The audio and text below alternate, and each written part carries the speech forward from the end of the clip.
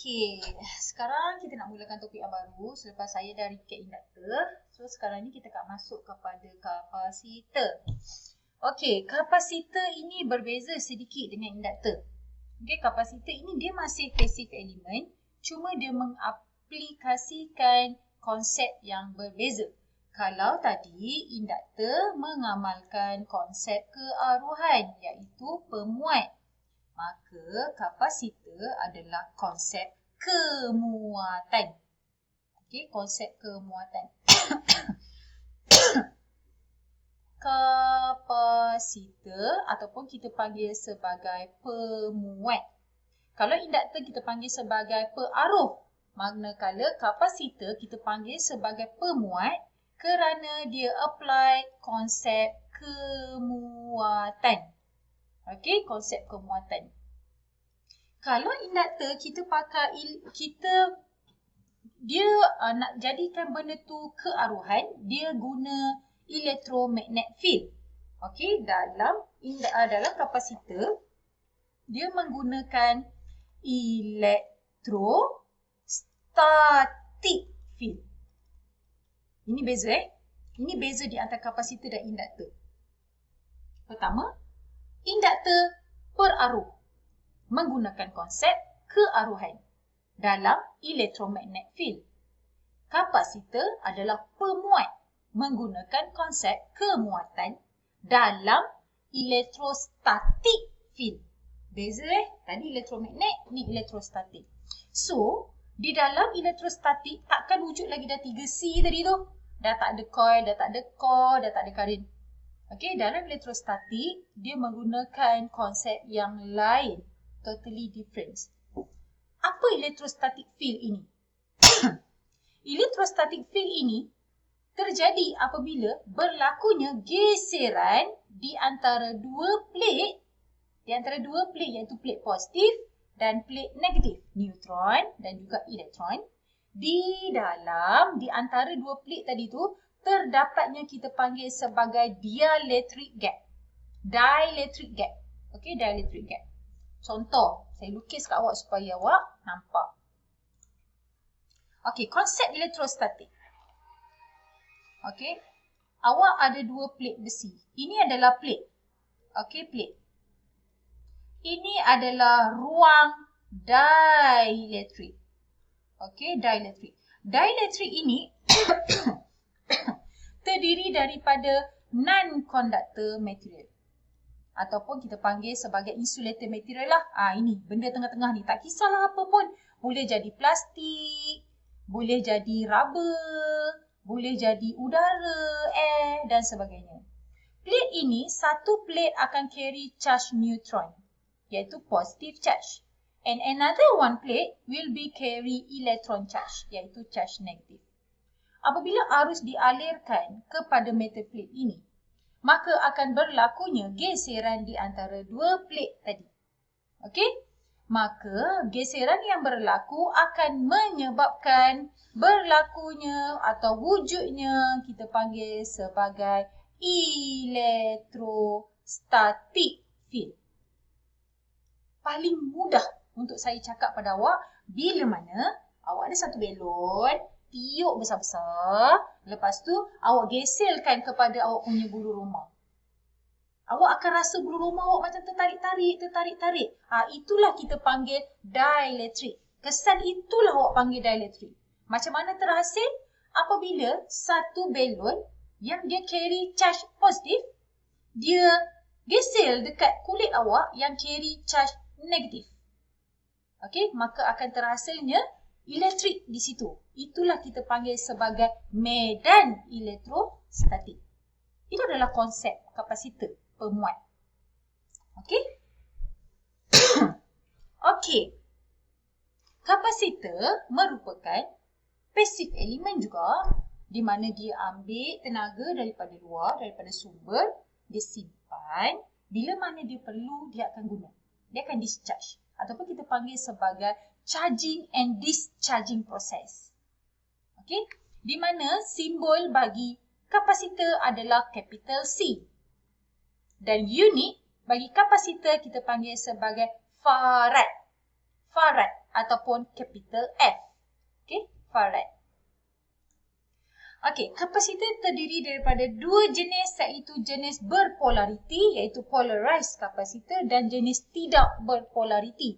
Polariti ini bermaksud dia ada kaki positif dan kaki negatif. Apa susahnya bila melibatkan polariti? Polariti ini waktu calculation tak ada masalah. Tapi bila you nak buat ataupun bila you nak construct a circuit, you kena berhati-hati. Please be careful with the polarity. Okay, di mana bila kita tukar polariti, maka nanti litar tu akan rosak. Kita tukar polariti ataupun litar tu akan malfunction. Okey, ini adalah jenis-jenis kapasitor yang kita banyak pakai dekat industri. Ada juga jenis yang kita pakai dekat lab. Contohnya, seramik kapasitor kita selalu sangat pakai dekat lab.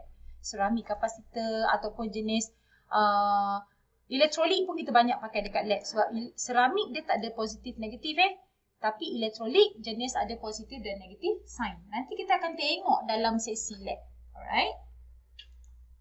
Okey, ini pula adalah jenis tiga daripada nak kata jenis bukan jenis. Macam mana? Okey, satu kita ada polarity, satu kita tak ada polarity, satu lagi kita ada variable. Maksud dia tiga tu lah. Okey, tiga kategori tu. Okey. Alright, yang ni saya dah terang. Okey, sekarang saya nak terangkan teori macam mana the charge and discharge process. So, fokus kepada litar. Saya nak terangkan dekat litar. Fokus kepada litar.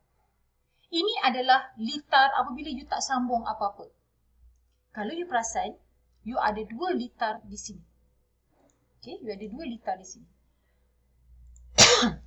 Litar pertama dan litar yang kedua. Okey.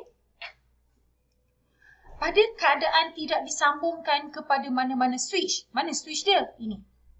Switch pertama. Dan switch yang kedua. Ada dua switch di sini. Switch A dan switch B. Apabila dia tidak disambungkan kepada mana-mana switch. And now, litar dalam keadaan yang disconnected. Tidak berfungsi. First step. Apabila litar disambungkan kepada switch A. Bila litar disambungkan kepada switch A. Jadi, arus akan mula mengalir daripada positif ke negatif. Yang ni kita belajarkan chapter 1.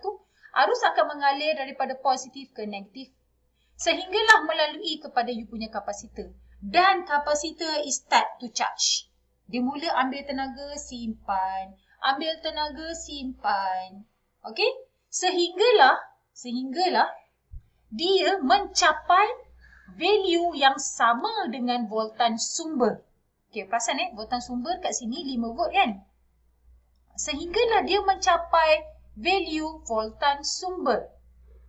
Okey? Dalam ketika mana proses charging itu berlaku, proses charging tu maksudnya proses dia simpan tenaga lah. Proses charging itu berlaku, ada juga sedikit voltan yang susut kepada you punya load. Okey, maksudnya bateri you lah, you punya lampu. Voltan yang masuk ke load iaitu 3 volt. Jadi lampu menyala. Masa ni dia tengah charge Dia tengah charge.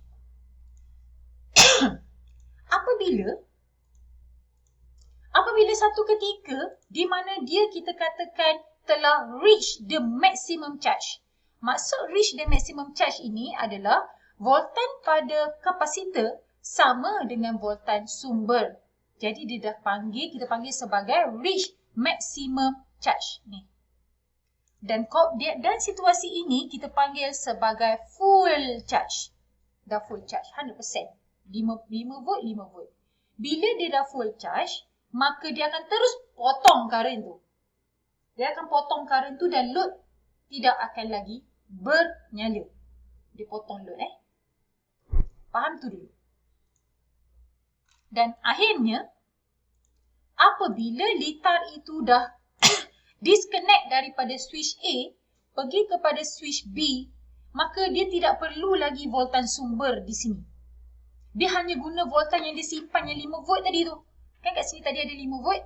Dia hanya akan gunakan 5 volt ini tadi, transferkan sedikit demi sedikit ke dalam litar untuk menghidupkan load. Sehinggalah litar itu susuk voltannya sama dengan kosong semula, maka load pun akan kembali terpadam.